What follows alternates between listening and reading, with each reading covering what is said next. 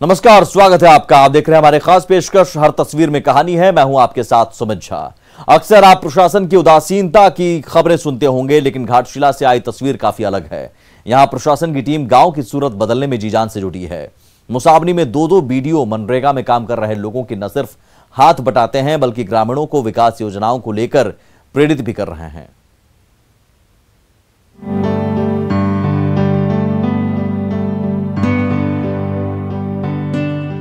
खेत में काम कर रहे जिन दो लोगों की तस्वीर आप देख रहे हैं, ये कोई मजदूर नहीं है, बल्कि बीडीओ हैं। जी हां, सही सुन रहे हैं आप। एक है मुसाबनी की बीडीओ सीमा कुमारी और दूसरे प्रशिक्षु बीडीओ प्रभात हेम्ब्रम। गांव की तस्वीर बदलने की इन अधिकारियों ने ठानी और फिर शुरू हुआ बेहतरी का काम। बीडीओ सीमा कुमारी ने सूर्या बेड़ा गांव को गोद ले रखा है, जहां वो मनरेगा से जुड़े लोगों की हौसला अफजाई कर रही हैं। 16 दिसंबर को हमारे उपायुक्त महोदय यहाँ आए थे और कई योजनाओं का शिलान्यास किए। उसी दौरान यहाँ मेरे द्वारा भी इस गांव को गोद लिया गया और यहाँ के विकास ही नहीं, मेरी एक इच्छा थी कि यहाँ के लोगों के चेहरे पे भी मैं मुस्कान ला सकूं। मैंने कई सारी योजनाओं देखा, काम काफ़ी तेज़ी से चल रही है और ये सबूत इस बात पे मिलता है कि लोगों के चेहरे पे खुशी है, उनके चेहरे से खुशी झलक रही है। तो वहीं ट्रेनी अफसर भी पीछे नहीं। इन अफसरों का भरपूर सहयोग स्थानीय ग्रामीण भी कर रहे हैं। दरअसल ये इलाका दशकों बाद भी विकास की दहलीज से दूर रहा। स्थानीय लोगों ने मूलभूत सुविधाओं को लेकर आंदोलन की, लेकिन परिणाम सिफर ही रहा। लेकिन अब इन अधिकारियों की सोच इलाके की तस्वीर बदलने वाली है।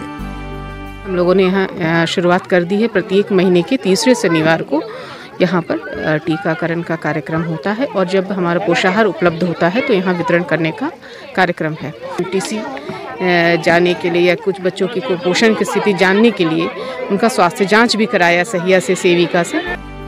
सूर्या बेड़ा गांव की तस्वीर बदलने का सिलसिला सड़क निर्माण के साथ शुरू हुआ है। ग्रामीणों को स्वच्छ पानी मिले, इसके लिए गांव में चापाकल लगाए गए हैं। सोलर पंप और पानी टंकी का निर्माण भी किया जाना है ताकि लोगों को घर घर पानी नसीब हो सके। अब जबकि प्रशासन खुद गांव तक पहुंच चुका है, तो उम्मीद तो है चंद महीने में सूर्या बेड़ा गांव की तस्वीर भी बदल जाएगी। न्यूज़ 18 के लिए घाटशिला से प्रभंजन कुमार की रिपोर्ट। हजारीबाग में पुरातत्व विभाग की टीम ने साल भर बाद फिर से खुदाई का काम शुरू किया है। यहां सीतागढ़वा इलाके में खुदाई से कई अवशेष मिले हैं, जो इलाके को बौद्ध की प्राचीन संस्कृति से जोड़ रही हैं।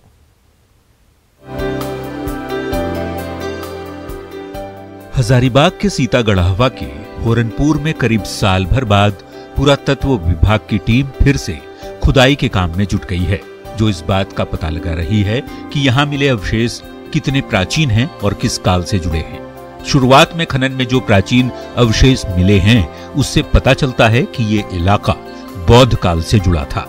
यहाँ पे महत्वपूर्ण स्कल्पचर्स मिले हैं, जिसमें जो बुद्धिस्ट एफिनिटी के हैं। तो ये आसानी से कहा जा सकता है कि यह एक बुद्धिस्ट सेटलमेंट रहा है एरिया।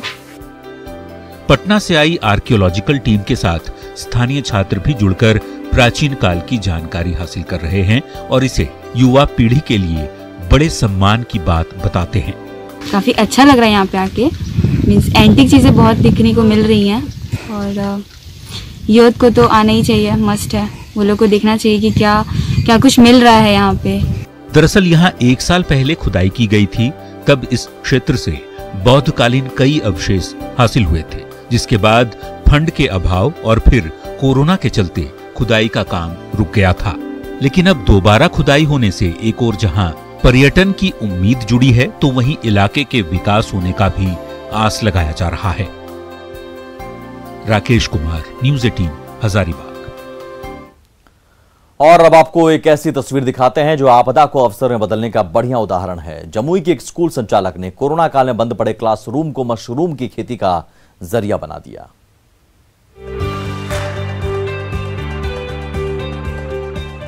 मशरूम की शानदार खेती।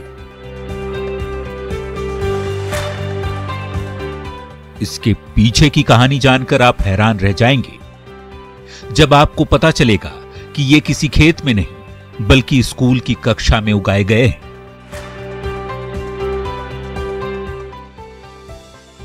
जी बिल्कुल सही सुन रहे हैं आप। जब कोरोना काल में देश भर के शैक्षणिक संस्थान बंद थे तो जमुई शहर के इस स्कूल के संचालक ने कुछ अलग करने की ठानी। क्लासरूम से छात्र गायब हुए तो क्या हुआ, मशरूम की खेती ही सही। इम्तियाज आलम ने क्लासरूम के बेंच और डेस्क पर आधुनिक तकनीक के जरिए काफी मात्रा में मशरूम की खेती कर डाली। मैं इससे काम में आज 5 महीने से लगा हूं और 5 महीने में करीब करीब हम इसकी जानकारी 50% ले चुके हैं विभिन्न माध्यमों से। तो अब चाह रहे हैं कि इसमें एक अच्छा अवसर है और जमुई में हमें नहीं लगता है कि कहीं पे ये खेती हो रही है, और अगर लोग इसको सही रूप में करना चाहेंगे या करते हैं तो ये एक प्रॉफिटेबल बिजनेस है। और हमें ये लगता है कि हमारे जो कृषि केंद्र जो है इसमें हम लोगों को सहयोग करना चाहिए। इसके लिए हमने बात भी किया है उन लोगों से। कुछ ही महीनों में इम्तियाज ने गाढ़ी कमाई भी कर ली ताकि कोरोना के चलते बंद पड़े स्कूल से आर्थिक नुकसान की भरपाई हो सके। अब जब स्कूल खुलने वाला है तब भी इम्तियाज किसान बनकर मशरूम की खेती करते रहेंगे। सचमुच इनका ये प्रयास आपदा को अवसर में बदलने का बड़ा जरिया जो बन चुका है। न्यूज़ 18 के लिए जमुई से केसी कुंदन की रिपोर्ट। प्रधानमंत्री नरेंद्र मोदी के आत्मनिर्भर भारत के सपने तो पश्चिम चंपारण जिले का एक युवा आगे बढ़ा रहा है और कोरोना काल में आपदा को अवसर में बदलने की तस्वीर पेश कर रहा है। दिल्ली से अपने छोटे से गांव लौटे प्रमोद ने एलईडी बल्ब का कारखाना खोल रखा है और गांव के युवाओं को रोजगार भी दे रहा है। सच्ची लगन और कड़ी मेहनत से असंभव काम भी संभव हो जाता है। इसका बेहतरीन उदाहरण पश्चिम चंपारण के मझौलिया प्रखंड के रतनमाला गांव के रहने वाले प्रमोद बैठा है। महादलित वर्ग से आने वाले प्रमोद 5 साल पहले दिल्ली में एलईडी बल्ब की फैक्ट्री में बतौर टेक्नीशियन काम करते थे, लेकिन अपने घर से दूर काम करने का मलाल प्रमोद को खलने लगा। बिहार में जब हर घर बिजली पहुंचने लगी तो एलईडी बल्ब की खपत को देखते हुए इसने अपने गांव में ही बल्ब का कारखाना खोलने का फैसला लिया और फिर वापस दिल्ली से लौट आया। उसको रिपेयर कर देते हैं, रिपेयर करके फिर नया बना के उसको भेज देते हैं। अभी आपके बॉल के बाजार में कितनी मांग है? समझिए 1000 तो बनता है, 10,000 रोज का ऑर्डर है। 10,000, 12,000, कभी 5,000 रोज का प्रतिदिन का हम दे नहीं पाते हैं। शुरुआत में प्रमोद को कठिनाइयों का सामना करना पड़ा, लेकिन आज की तारीख में प्रमोद के इस छोटे से कारखाने से 1000 एलईडी बल्ब हर रोज तैयार किए जा रहे हैं। लेकिन मार्केट की डिमांड 5000 बल्ब की प्रतिदिन है। दरअसल खराब एलईडी के बल्ब को रिपेयर करने के बाद उसे नया बनाया जाता है। प्रमोद के कारखाने में 5 युवक फिलहाल काम कर रहे हैं और गांव में ही रहकर हर महीने 12 से 15,000 तक की कमाई भी कर रहे हैं। ऐसे में प्रमोद को सरकार से मदद की आस है ताकि आत्मनिर्भरता की रफ्तार को वो और ज्यादा गति दे सके। प्रफुल्ल कुमार, न्यूज़ 18 बेतिया। राजस्थान के लोगों को इन दिनों झारखंड खूब भा रहा है। राजस्थानी कला का जलवा झारखंड की धरती पर देखने को मिल रहा है। क्या ये जरूरत है या मजबूरी? आखिर क्यों इन्हें अपनी मिट्टी को छोड़कर धनबाद का सफर तय करना पड़ रहा है? देखिए इस रिपोर्ट में।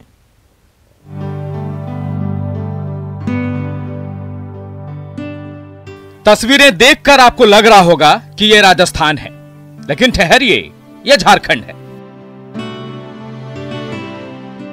सड़क किनारे सजे आप जो मिट्टी के बर्तन देख रहे हैं, इसे राजस्थानी कारीगरों ने बनाया है।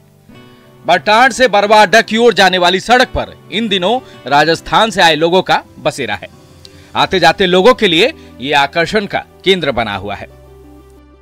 ये सामान देखने के लिए रुके, कैसा लेने से खाना वाना बनेगा नहीं बढ़िया बनेगा, तो मिट्टी का बता रहा, थोड़ा सा इसी में दिक्कत हो रहा, घर पीछे पर लेंगे। समझ में आ रहा है? रेट ठीक है, देखें बढ़िया है तो बढ़िया प्रोडक्ट, मिट्टी का आइटम है। अब आप सोच रहे होंगे कि ऐसी क्या मजबूरी कि इन्हें धनबाद आना पड़ा। दरअसल पापी पेट का सवाल है। मजबूरी है कि ये सड़क किनारे जिंदगी का गुजारा कर रहे हैं। सामान बेचने वाले राजस्थान के युवक आत्माराम की जुबान से ही सुन लीजिए ये दर्द भरी कहानी। खेती तो है हमारे, मगर उधर खेती नहीं होता है। उधर पूरा जैसा बारिश हो जाता ना अच्छा तो होता है खेती, मगर उधर बारिश नहीं होता है तो बिल्कुल खेती नहीं होता है। तो पेट भरने के लिए ऐसा झारखंड में आया हुआ है। उधर हमारा खेती का साधन हो जाएगा तो उधर ही अच्छा है ना, हम खेती कर लेंगे, हमारा उधर ही हो जाएगा हमारा टाइम पास, तो उधर ही रहेंगे ना हम। राजस्थान में यह बर्तन करीब करीब सभी घरों में उपयोग किया जाता है। अब झारखंड में भी इसकी बिक्री अच्छी हो रही है। ये लोग किसान हैं, इनके पास खेत भी है, लेकिन सिंचाई के साधन नहीं होने के कारण यहाँ व्यवसाय के लिए पहुंचते हैं। अब सवाल है कि आखिर लाचारी किसकी, आत्माराम जैसे किसानों की या सरकार की? संजय गुप्ता, न्यूज़ 18, कोडरमा। अगर आप गुड़ के शौकीन हैं तो एक बार बूंदी का रुख जरूर कीजिएगा, क्योंकि यहां का चॉकलेटी गुड़ इन दिनों लोगों की जुबान पर छाया हुआ है। देखिए रिपोर्ट। सब्जियों के बाद अब गुड़ की बारी। बूंदी के ऑर्गेनिक गुड़ की बढ़ी डिमांड। ऑर्गेनिक गुड़ की हो रही एडवांस बुकिंग। ये जूस, ये मिठास और ये महक, फिर मुंह में भला पानी क्यों न आए। मरुधरा का बूंदी यूं तो ऑर्गेनिक सब्जियों के लिए जाना जाता है, लेकिन अब ऑर्गेनिक गुड़ को लेकर भी अपनी धाक जमाता जा रहा है। ये ऑर्गेनिक गुड़ बिना किसी केमिकल के बनता है और इसमें ड्राई फ्रूट्स का इस्तेमाल होता है।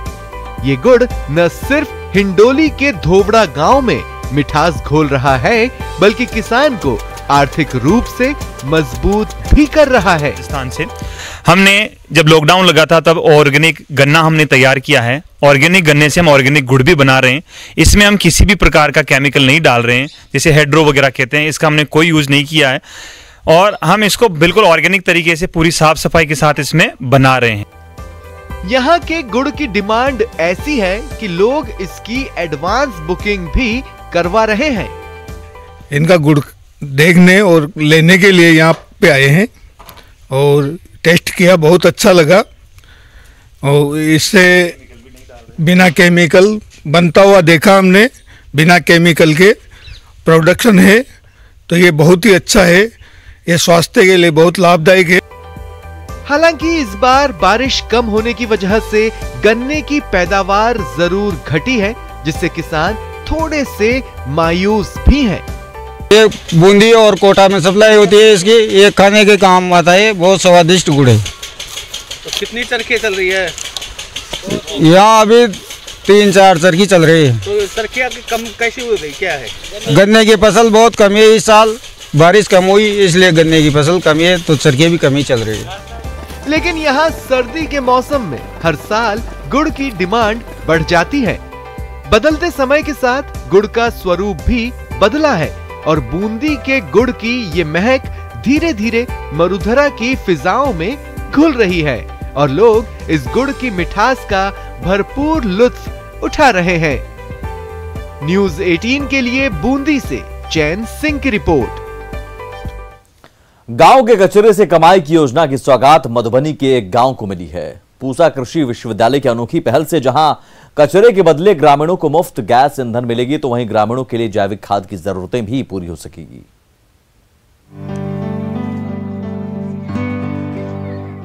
मधुबनी का ये है सुखेत गांव, जिसकी तस्वीर कचरे से जल्द ही बदलने वाली है। जी, अब यहाँ के ग्रामीणों को कचरे के बदले न सिर्फ घरेलू गैस मुफ्त में मिलेगी, बल्कि खेतीबाड़ी के लिए जैविक खाद की जरूरतें भी आसानी से पूरी हो सकेंगी। और ये सब संभव होगा कचरे से कमाई योजना के तहत, जिसकी शुरुआत डॉक्टर राजेंद्र प्रसाद केंद्रीय कृषि विश्वविद्यालय पूसा की तरफ से की गई है। सबसे बड़ा फायदा लगता है वो हमारी महिलाओं के स्वास्थ्य की वो सुरक्षा, क्योंकि उन्हें गैस मिलेगी खाना बनाने के लिए, उन्हें आराम होगा। दूसरा, हमारे पूरे गांव से जितना कूड़ा है वो सारा कूड़ा इकट्ठा होगा, क्योंकि हम लोगों के गांव में कोई कूड़ा उठाने का सिस्टम नहीं है, तो गांव में सफाई रहेगी। और तीसरा, पूरे गांव को जैविक खाद मिलेगी, यहाँ से एक जैविक खाद की सप्लाई का सोर्स हो जाएगा। इस योजना के तहत हर घर में गीले और सूखे कचरे को अलग अलग रखने के लिए हरा और नारंगी रंग का डस्टबिन उपलब्ध कराया गया है, जिसमें कचरा जमा होने के बाद विश्वविद्यालय की ओर से घर घर जाकर कचरे का उठाव कराया जाएगा और उससे वर्मी कंपोस्ट बनाकर उसकी बिक्री भी की जाएगी। इस योजना से गांव के 15 लोगों को रोजगार भी मिला है। कचरे के बदले ग्रामीणों को 2 महीने पर 1 सिलेंडर भी दिया जाएगा। खास बात ये कि सिलेंडर पर मिलने वाली सब्सिडी ग्रामीणों के खाते में ही जाएगी। तो वहीं स्वास्थ्य के लिहाज से भी ये योजना काफी फायदेमंद साबित होगी, क्योंकि कचरे की सफाई के साथ ही महिलाओं को धुएं से भी निजात मिल सकेगी। अमित रंजन, न्यूज़ 18 मधुबनी।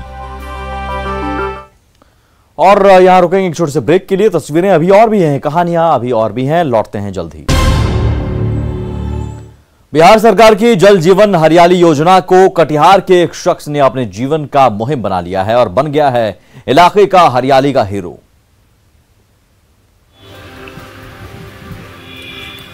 पेड़ लगाते ये हैं कटिहार के हरियाली से प्यार करने वाले शेख सौरादी, जो नीतीश सरकार के जल जीवन हरियाली योजना को अपना मुहिम बना चुके हैं। शेख सौरादी ने चमरू पोखर के इलाके में अपने हाथों से लगभग 1300 पौधे लगाकर इस इलाके को हरा भरा कर दिया है। 70 साल के शेख सौरादी के लिए हरियाली अब उनके जीवन का मकसद बन चुका है। मुख्यमंत्री नीतीश कुमार हरियाली के इस हीरो को सम्मानित भी कर चुके हैं।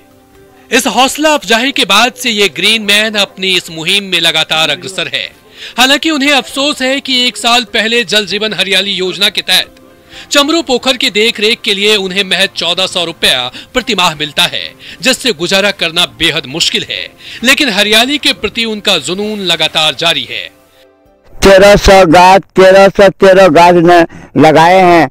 इधर नया हाल फिलहाल गाछ 250 लगाए हैं। आलू लगाइए जा रहे हैं, कितना हम सेवा करते जा रहे हैं। पैसा हमको मिलता है 1400 रुपया देता था, 1500 रुपया मिलता है। इसमें हमको क्या होने वाला है। समाज के लोग भी पर्यावरण के प्रति इस शख्स के सोच के कायल हैं और बुद्धिजीवी लोग कहते हैं कि पर्यावरण बचाने की जुनून शेख सौरादी जैसा ही होना चाहिए। हमेशा से ये जो है शुरू से जो है हरियाली के को लेकर आज जो चमरू पोखर में जो वृक्ष देख रहे हैं, बड़ा है या छोटा, वह सब शेख सौरादी का देना है। नहीं, ये एक प्रेरणा है इस क्षेत्र के लोगों को। इनके मेहनत है, इनके लगन को देख के इनसे प्रेरणा सीखना चाहिए। पर्यावरण संतुलन से ही मानव सुरक्षित और खुशहाल रह सकते हैं। जरूरत है इस हरियाली के हीरो से सभी को सीखने की, क्योंकि हरियाली से ही संवरेगा जीवन। कटिहार से सुब्रत गुहा की रिपोर्ट। आम लोगों को बेहतर इलाज मुहैया हो, इसका दावा सरकार जरूर करती है, लेकिन पूर्वी चंपारण में स्वास्थ्य महकमे की बड़ी लापरवाही सामने आई है। बगीचे में हजारों रुपए की दवा फेंकी हुई पाई गई। विभागीय अधिकारी भी लापरवाही की बात स्वीकार कर रहे हैं। खुले में यूं ही फेंकी गई दवा और बिखरे पड़े हजारों रुपए की मेडिसिन। ये तस्वीर पूर्वी चंपारण के पताही की है, जहां बगीचे में दवा की बड़ी खेप मिलने से लोगों के होश उड़ गए। गरीबों और जरूरतमंदों को बांटने के लिए सरकारी अस्पताल में दवा मंगाई गई थी, लेकिन ये तो फेंक दी गई। हालांकि ज्यादातर दवा एक्सपायर्ड हो चुकी थी, तो कुछ दवा अगले 6 महीने में एक्सपायर होने वाली थी। तस्वीर ने स्वास्थ्य विभाग की पोल खोली तो जवाब पताही के पीएचसी प्रभारी का सामने आया। सुन लीजिए। मेरे संज्ञान में नहीं था ये बात। जब से संज्ञान में आया है, स्टोर कीपर पर कार्रवाई की प्रक्रिया शुरू कर दी गई है। कुछ है दवा जो गलती से भेज दिया है, उस पर कार्रवाई होगी। मीडिया में खबर आते ही हेल्थ डिपार्टमेंट में हड़कंप मच गया। सिविल सर्जन ने मामले की जांच के आदेश दिए और आरोपी कर्मचारी पर कार्रवाई की बात कही। कमेटी गठित करके उसकी जांच प्रतिवेदन देने को कहा और वहाँ पर जो घोड़ासहान में पदस्थापित प्रभारी चिकित्सा पदाधिकारी थे, उनका मूल पदस्थापना पताही में है। वहाँ का रिपोर्ट हम लोगों को माध्यम से कमेटी के माध्यम से उपलब्ध कराने का, ताकि कार्रवाई करने के लिए हम लोग आगे की कार्रवाई कर सकें। पीएचसी के स्टोर की जांच के लिए बगीचे में फेंकी गई दवा का वीडियोग्राफी कराया गया और स्टोर कीपर से स्पष्टीकरण मांगा गया है। जांच होगी कार्रवाई क्या होगी ये तो नहीं मालूम, लेकिन गरीबों को दवा मिली नहीं। जिले के दूर दराज इलाके से आने वाले मरीजों को यदि दवा मिल गई होती तो कितनों का कष्ट दूर हो गया होता। लेकिन ये तस्वीर स्वास्थ्य महकमे के उस दावे को मुंह चिढ़ा रही है जिसमें सरकारी अस्पताल को हाईटेक बनाने की बात कही जाती है। मुकेश सिन्हा, न्यूज़ 18, मोतिहारी। और इसी के साथ इस बुलेटिन में इतना ही। आगे भी खबरों का सिलसिला लगातार जारी है। नमस्कार।